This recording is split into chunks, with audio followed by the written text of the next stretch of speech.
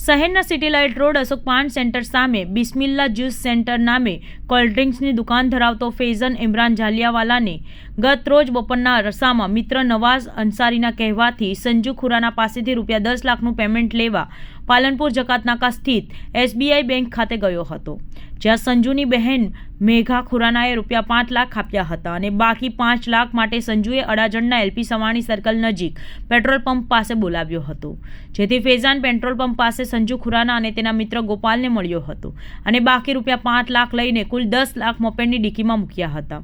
ત્યારબાદ સંજુ ફૈઝાનનો પણ મિત્ર હોવાથી તેઓ LP સવાણી રોડના મધુવન સર્કલ નજીક સિગરેટ પીવા ગયા હતા, જ્યાંથી ફૈઝાન મોપેડ લઈને નીકળ્યો ત્યારે મોઢા ઉપર માસ્કધારી યુવાન ફિલ્મી સ્ટાઇલમાં સાથે ઊભા રહી ધાક ધમકી આપી મોપેડ ઉપર બેસી ગયા હતા।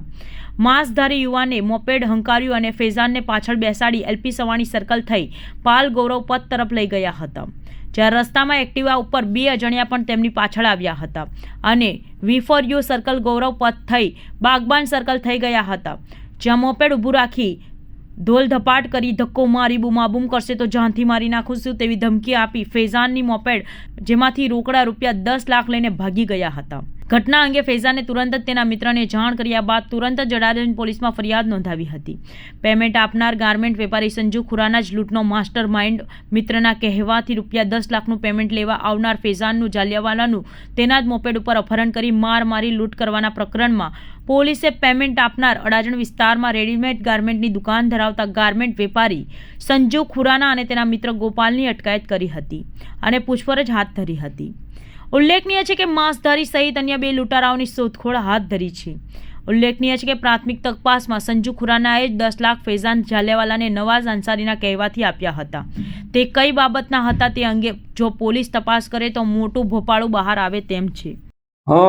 ગઈ તારીખ 22/2/2024 રોજ ફૈઝાન જાલિયાવાલા કરીને એક ઇસમ જે છે એ પોતાના ઓળખીતા પાસેથી ₹10 લાખ રોકડા લઈ અને એના મિત્ર જે છે નવાજભાઈ એમને આપવા જવા માટે નીકળ્યા હતા।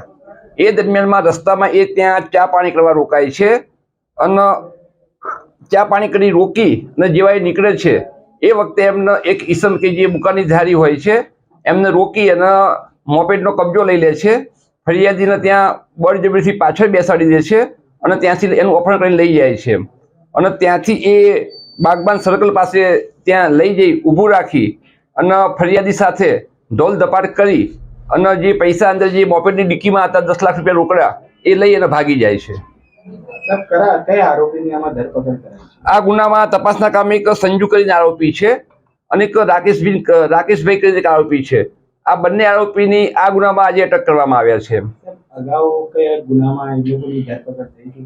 સંજુ જે છે એના કોઈ ગુનાહિત ઇતિહાસ નથી એમ, પણ રાકેશ જે છે એ અગાઉ પ્રોહિબિશનના ગુનામાં પકડાયેલો છે અને અડાજણ પોસ્ટીમાં જ એની પાસા કરવામાં આવેલી છે, એટલે અગાઉ એ ત્યાં પાસામાં નડિયાદ જેલમાં જઈ આવેલો છે।